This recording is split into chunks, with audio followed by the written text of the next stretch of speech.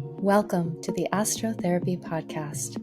I am your host, Ciela Winter, and I am thrilled to dive deep into the inner realms of provocative thought while discovering an array of astrological and psychological insights to accompany us on this quest of self-inquiry.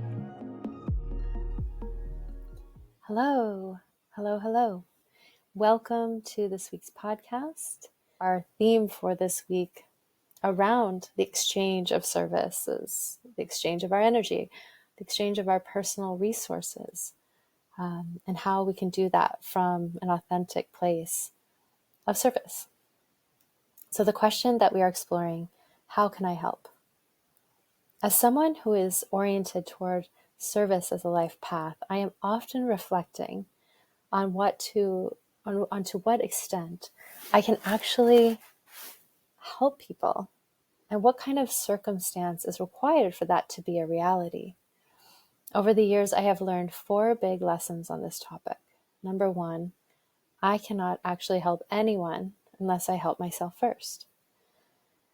And 2, I can only help people who are also willing to help themselves, because number 3, you can't help anyone if you are sacrificing yourself in order to help them. And number 4, if they don't want to help themselves, nobody can help them at all. So let's review these lessons together. Number 1, you cannot actually help anyone unless you help yourself first. So Instagram, TikTok, etc. are full of these social therapists, right? They are eager to tell you what to do and how to do it. I have to wonder how many of these people are walking the talk. Some for sure, and others for sure not. There's a clear distinction between regurgitating information that you have learned from a teacher only to teach or preach to others, and those who have actually learned, practiced, embodied, and become the very teachings that they share. So learn the difference. The first has no lasting power and is not something you want to interact with as a serious student, as the education is already dead and lifeless. Like literally, it's just a regurgitation of information, but there's no vitality, there's no prana, there's no energy exchange. It's just a passing on until there's literally no energy, nothing left except for lifeless information. Find a true teacher, and you will find a new sense of aliveness within yourself.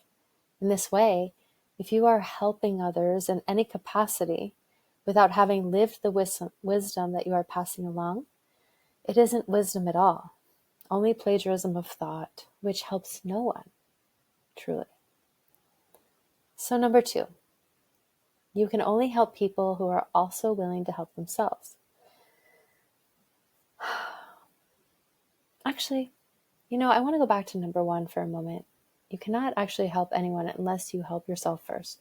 And I just want to share that I have been through this to the point of, total internal humiliation, where I was poised at a moment of life to teach. I've always been a teacher. I always probably will be a teacher. But there was a time in my life where I was out of integrity with myself, with God, with my Dharma, and I didn't know it. I didn't consciously know it, right? Unconsciously, there is a knowing, which is probably why I had a lot of anxiety and fear and tension in my body, etc. But I was in a survival mode. And in order to survive, I had to show up in a particular way that I have been groomed to become a particular way. And I was there enacting a part. And at moments, I was very authentic. And it was hard for me not to be. But there were other moments where I was sharing certain information that I hadn't embodied myself. And I eventually caught myself in the act, fortunately, and was able to turn that around. And that was an intensive process for me, and a very important one. Because without embodying the teachings that I was bringing forth, I was literally not being of service and not being useful to anyone. So I know this firsthand, and it taught me a lot. So I just wanted to share that before we moved on to number 2. Okay, now you can only help people who are also willing to help themselves.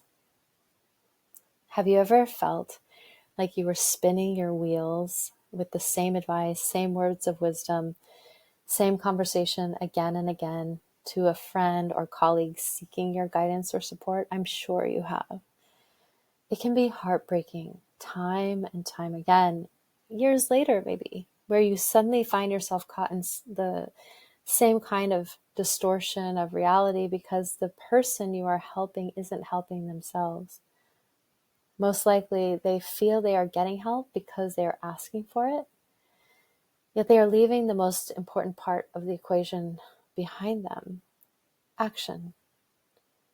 It's the same type of scenario for the weekend warrior, psychedelic explorer, who returns again and again to ceremony without integrating their homework from the previous journey. It isn't enough to see what must change. Without taking action, there's not only no change, but a digression from possibility.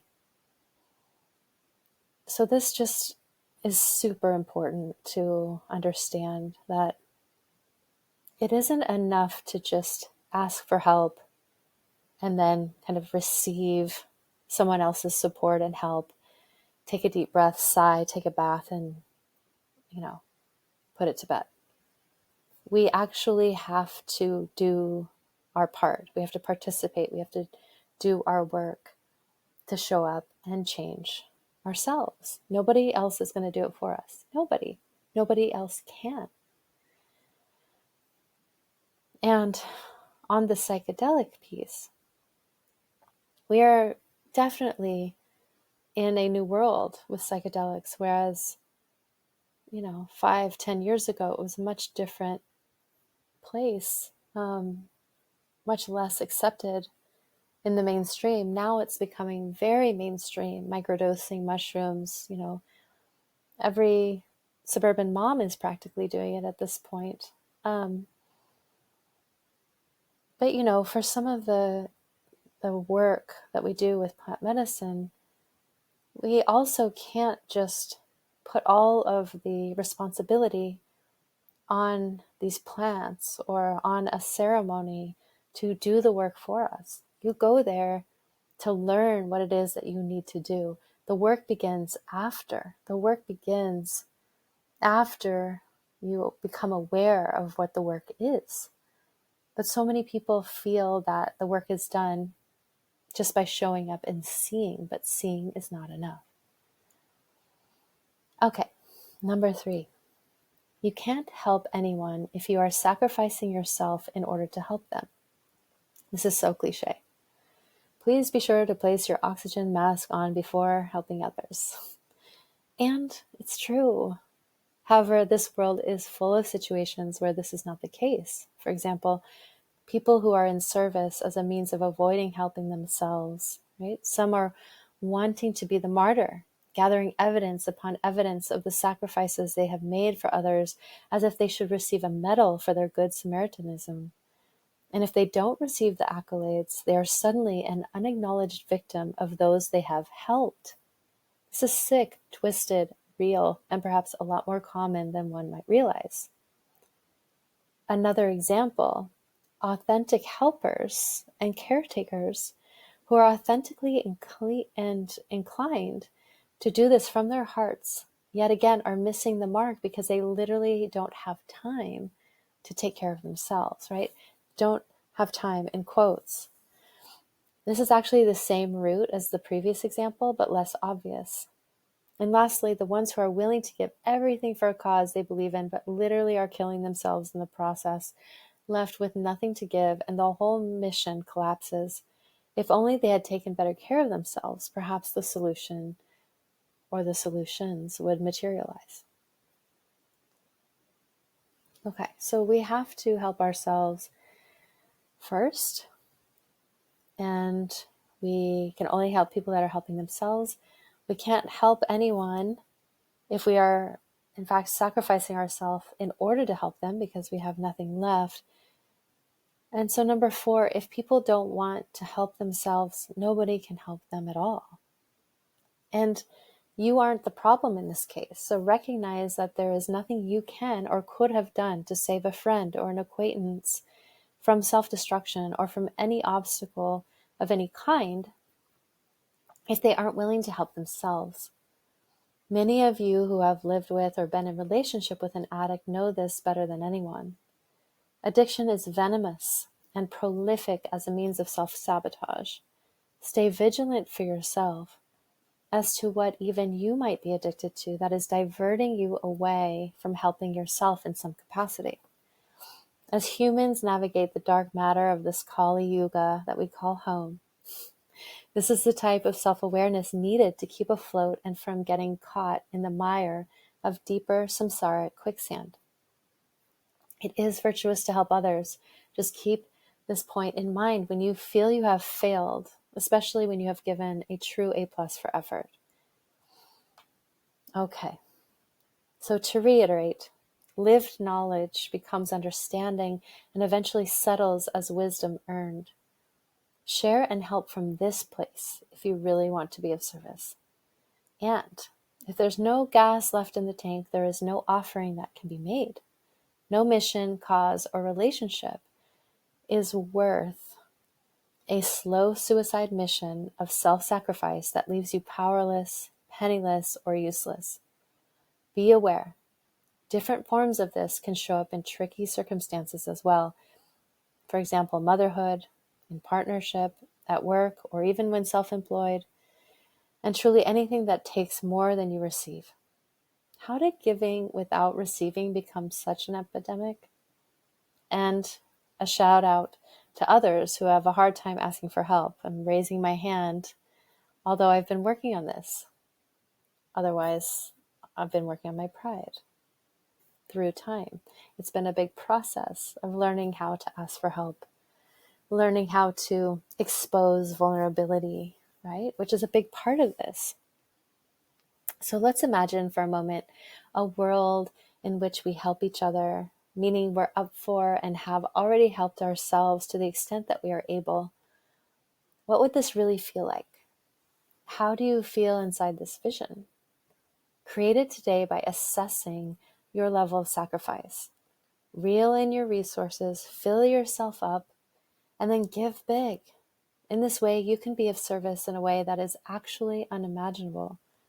I'm so with you in this, and I'm enthusiastic for this possibility in my life and for yours as well. Thank you so much, and all my best to you, and please receive the peace of my heart that lives inside these words.